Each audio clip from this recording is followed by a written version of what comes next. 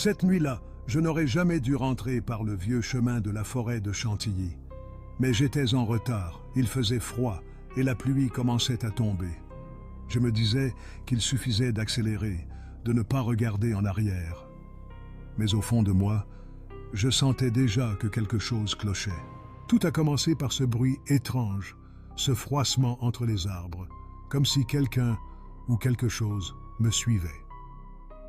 J'ai accéléré le pas, mon cœur battant à tout rompre, la respiration courte.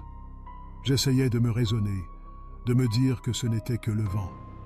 Mais soudain, une silhouette est apparue entre les troncs.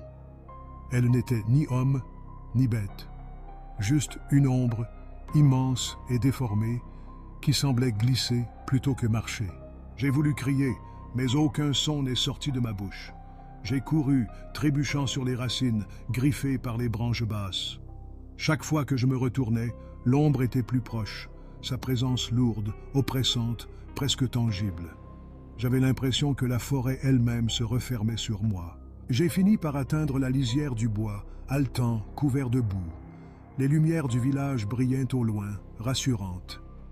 Mais en me retournant une dernière fois, j'ai vu que l'ombre s'était arrêtée juste au bord des arbres, me fixant de ses yeux rouges incandescents. Depuis cette nuit, je sais que la forêt de Chantilly n'oublie jamais ceux qui l'ont défiée.